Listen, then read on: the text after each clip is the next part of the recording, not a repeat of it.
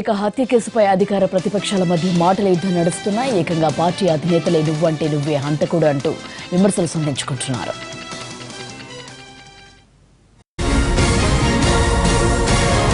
ఒకటే అడిగా, అది ఎవరి ఇల్లు? మీ ఇల్లు అవునా కాదా? మీ బెడ్రూమ్ లో డెడ్ బాడీ ఉందా లేదా? అతను చంపబడితే ఎందుకు మీరు వాస్తవాలు దాచిపెట్టారు? ఎందుకు హార్ట్ అటాక్ తో చనిపోయారని చిత్రీకరించారు? అదే సమయంలో బెడ్రూమ్ లో ఉండే రక్తాన్ని ఎవరు కడిగారని మళ్ళా ఒకసారి మీ ద్వారా అడుగుతున్నా. దొంగతనం చేసి దొంగ అన్నాడట. నిజంగా రాష్ట్రంలో కూడా పరిస్థితి అదే మాదిరిగా ఉంది. వాళ్ళే హత్య చేయిస్తారు, మళ్ళీ వాళ్ళే హంతకుడు అని చెప్పి ఇంకొకరి మీద బుద్ధి జల్లే కార్యక్రమం చేస్తారు. అటువంటి దారుణమైన పరిస్థితిలో ఉంది. when all the fingers are pointing towards Chandrababu Naidu గారు. ఇది ఇంతటితో ఇప్పుడు స్టార్ట్ అయింది కాదు. ఇది మీ ఇష్టానుసారంగా మనుషులు చంపి కడాన మీ చిన్నాన్నని మానవత్వం లేకుండా మనుషులు చంపబడితే కనీసం ప్రాపర్ ఇన్వెస్టిగేషన్ చేసి దోషుల్ని బయటకు తీసుకురాకుండా దోషుల్ని కాపాడే పరిస్థితి తీసుకొచ్చారు. చట్టాన్ని మీ చేతికి తీసుకున్నారు, చట్టాన్ని ఉల్లంఘించారు, ఇష్టానుసారంగా ప్రవర్తించారు, సాక్ష్యాల్ని పూర్తిగా కనపడనీయకుండా తారుమారు చేసేశారు. ఈరోజు ఇది చేశారంటే వీళ్ళు శిక్షార్హులని చెప్పి నేను మీకు తెలియజేస్తున్నా. పోలీసులు ఈ కేసుని ఎస్టాబ్లిష్ చేయాల్సిన అవసరం ఉంది. దోషులు ఎంత గొప్ప వాళ్ళైనా కఠినంగా శిక్షించాలని ఈ తిరుపతి సభలో పోలీసులు కూడా కోరుతున్నా. గతంలో మా తాతని చంపారు, వైఎస్ రాజారెడ్డి గారిని. అప్పట్లో నాన్న ప్రతిపక్ష నాయకుడు. నాన్నను కట్టడి చేసేందుకు, కడపకే కన్ఫైన్ చేసేందుకు అతి దారుణంగా రిటైర్డ్ అయిపోయి ఉన్న ఒక ముసలాయిని చంపారు ఆ రోజుల్లో. ఎవరప్పుడు ముఖ్యమంత్రి? చంద్రబాబు నాయుడు. సాక్షాత్ ప్రతిపక్ష నాయకుడు నాయనను, ప్రతిపక్ష నాయకుడు తండ్రిని చంపినారు. ముఖ్యమంత్రి ఎవరు? చంద్రబాబు నాయుడు. తర్వాత మా నాన్నను, అంటే దివంగత రాజశేఖర రెడ్డి గారిని. చంద్రబాబు నాయుడు గారు అన్న మాటలు ఆగస్ట్ 31 అంటే నాన్న చనిపోకముందు 2 days ముందు చంద్రబాబు నాయుడు గారు అన్న మాటలు, అసెంబ్లీ సాక్షిగా అన్న మాటలు, నువ్వు అసెంబ్లీకి ఎలా వస్తావో చూస్తానన్నాడు. అంటే ఒక ముఖ్యమంత్రిని అసెంబ్లీకి ఎలా వస్తావు నువ్వు నేను చూస్తానని చెప్పి చంద్రబాబు నాయుడు గారు థ్రెటన్ చేసినాడు. జరిగిన 2 రోజులకు హెలికాప్టర్ క్రాష్. ఈ రోజుకి మాకు డౌట్లు ఉన్నాయి.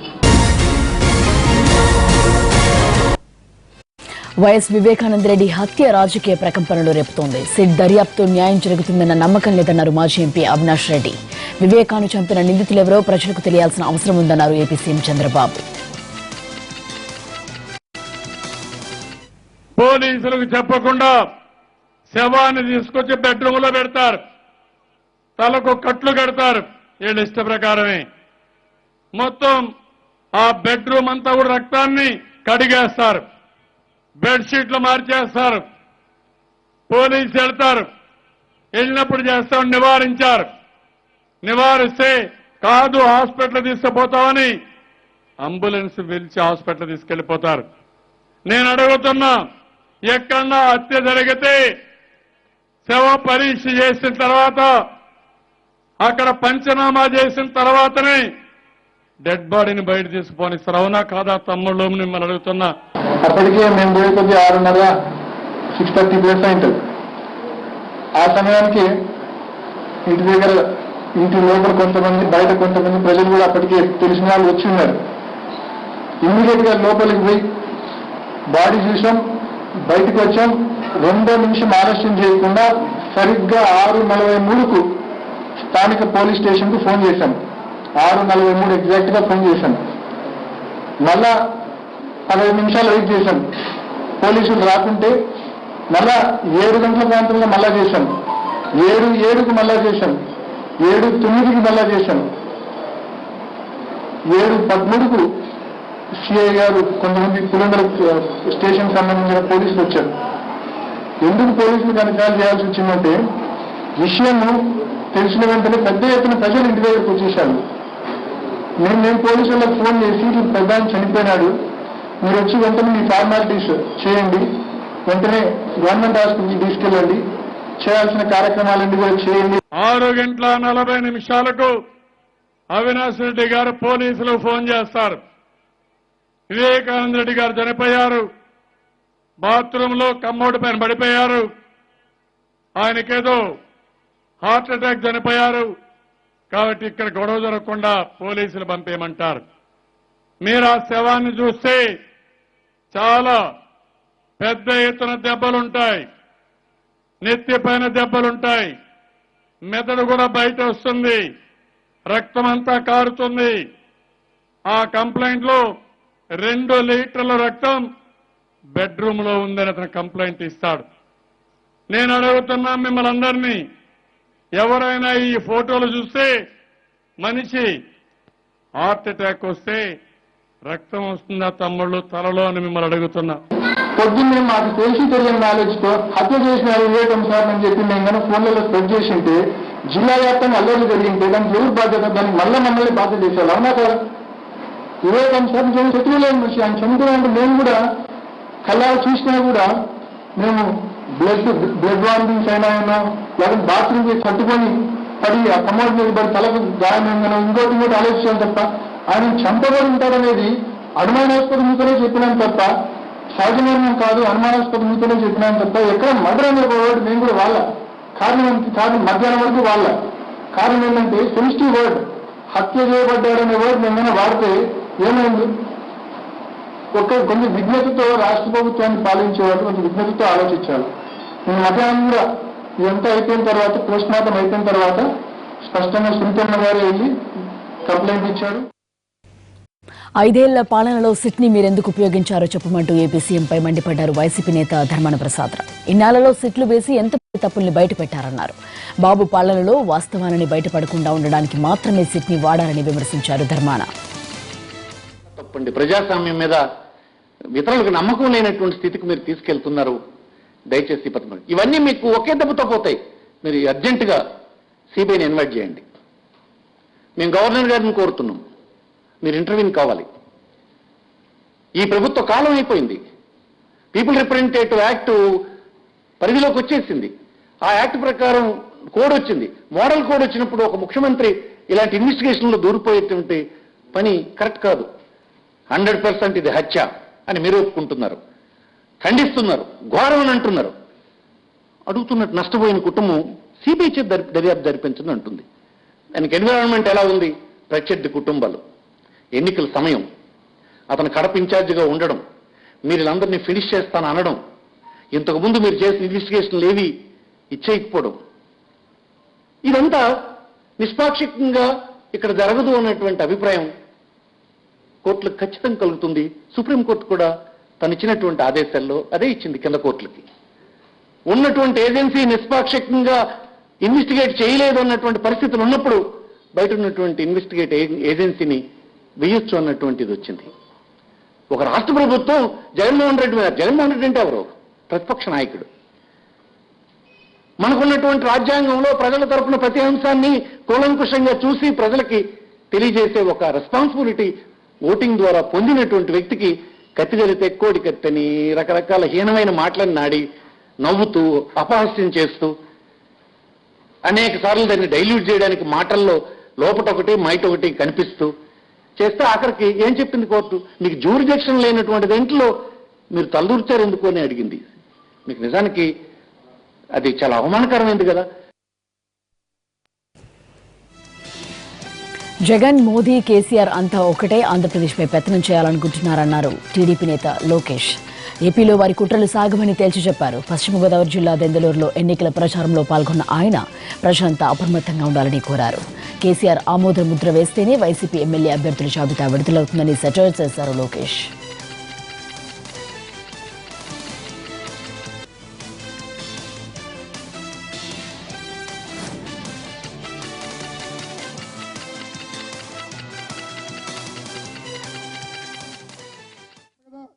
ఎక్కడున్నాడైనా?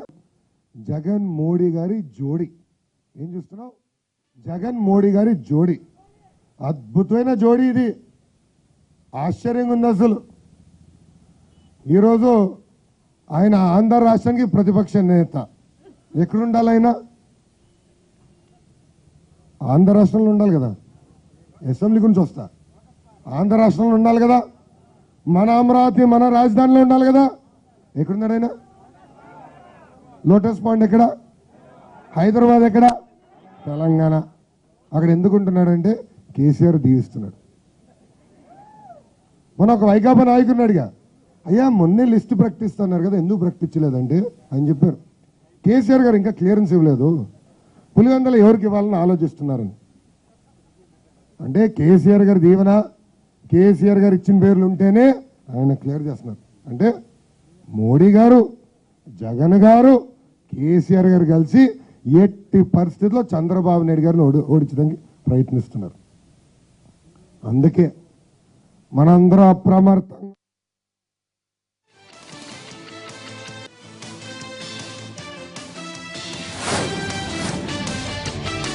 టీడీపీలోకి వెళ్లి తప్పు చేశానన్నారు Kurnool MP Butta Renuka.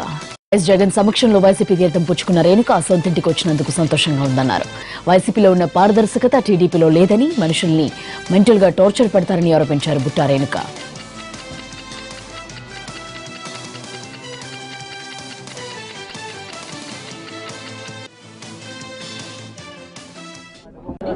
Again I'm back to my home. ఇంటికి వచ్చినంత ఫీలింగ్ ఉంది. ఎప్పుడైనా సరే దూరం నుంచి అన్ని చక్కగా అందంగా కనిపిస్తాయి. ఆ భ్రమలో నేను ఒక పెద్ద తప్పు చేయడం జరిగింది. అదే ఆలోచనలో అదే దాంట్లో ఒక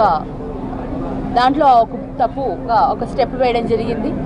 బట్ ఐ రియలైజ్డ్ నాకు ఎక్కడ గౌరవం ఉంది, నాకు ఎక్కడ ఒక మంచి స్థానం ఉంది అనేది నేను రెండు పార్టీలను చూసిన తర్వాత తెలుసుకున్నాను.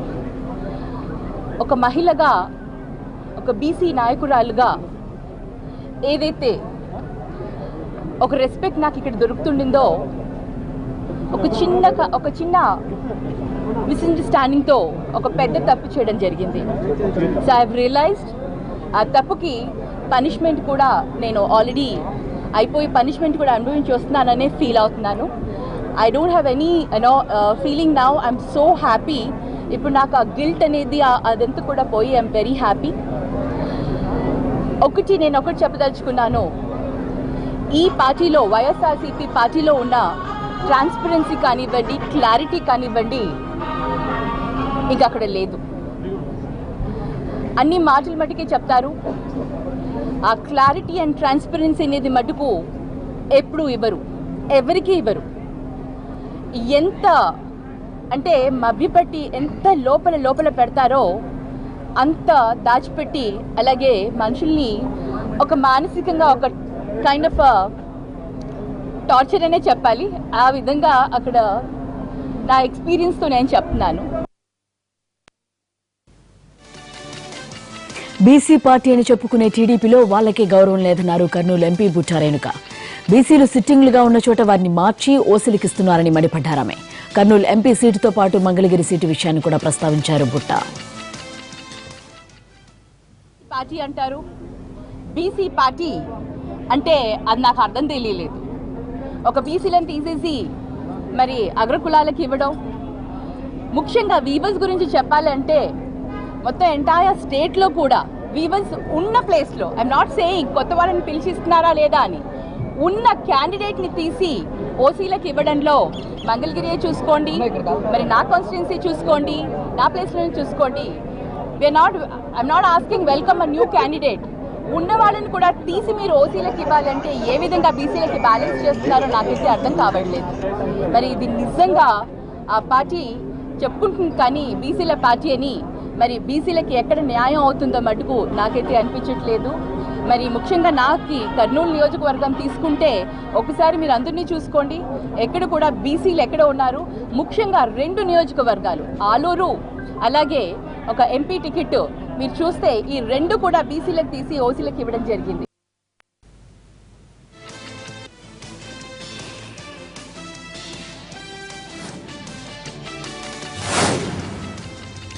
రాజన్న ఆశయాలు నెరవేరాలంటే జగన్ సీఎం కావాలన్నారు మాగుంట శ్రీనివాసులు రెడ్డి. మాగుంట కుటుంబ సభ్యులు శ్రేయోభిలాషుల అభిష్టం మేరకే వైసీపీలో చేరినట్లు చెప్పారు ఆయన. జగన్ను సీఎం చేయడమే లక్ష్యంగా పనిచేస్తామన్నారు. ఎప్పటి నుంచో మాగుంట కుటుంబానికి వైఎస్ కుటుంబానికి సన్నిహిత సంబంధాలున్నాయని గుర్తు చేశారు శ్రీనివాసులరెడ్డి.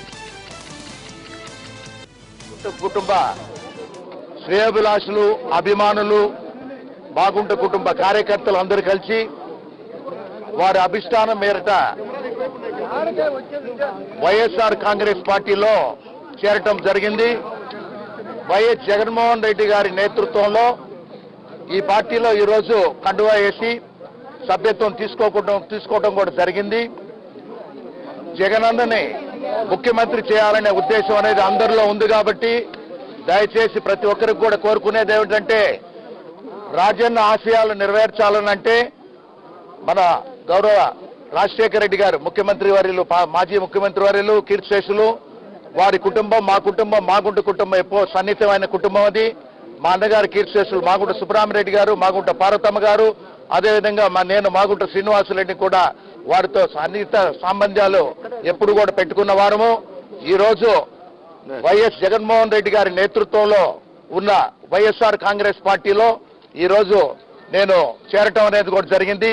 పార్టీ కృషి కొరకు ప్రతి ఒక్కరూ కూడా కష్టపడి పనిచేస్తామని ఒంగోలు నుంచి వచ్చిన కార్యకర్తలను కూడా తెలుపుకుంటూ మా లక్ష్యం అంతా కూడా జగన్ గారిని ముఖ్యమంత్రి చేయటం అనేది కూడా మరొకసారి కూడా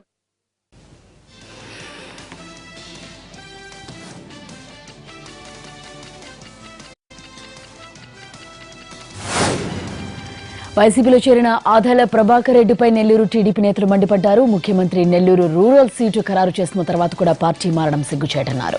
అధికారంలో ఉన్నప్పుడు పనులు చేయించుకుని కాంట్రాక్ట్ డబ్బులు రాగానే వైసీపీలోకి వెళ్లడం నమ్మక ద్రోహమేనని సోమిరెడ్డి విమర్శించారు. ఆదాల మొదటి నుంచి పార్టీ కోసం కంటే వ్యక్తిగత ప్రయోజనాల కోసమే పనిచేశారని ఆరోపించారు నెల్లూరు టీడీపీ నేతలు. పార్టీని వాడుకొని విజయవాడలో ఉండి ఆయన పేరు బయట వచ్చిన దాకా ఉండి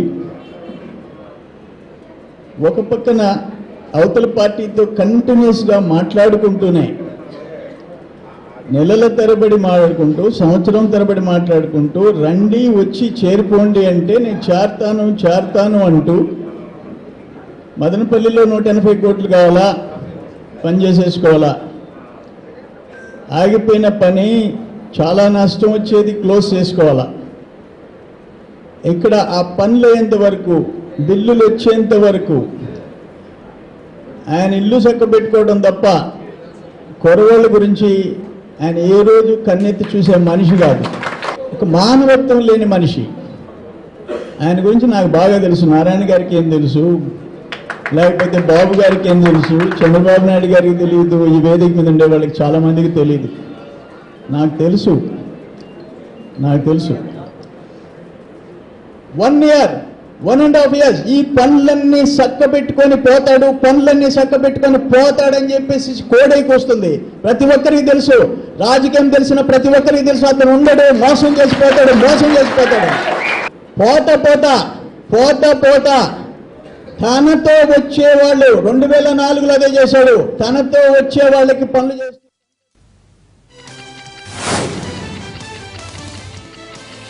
సిబిఐ మాజీ జాయింట్ డైరెక్టర్ లక్ష్మీనారాయణ జనసేనలో చేరనున్నారు. నిన్న రాత్రి విజయవాడలోని జనసేన పార్టీ కార్యాలయంలో లక్ష్మీనారాయణ పవన్ కళ్యాణ్ ను కలిశారు.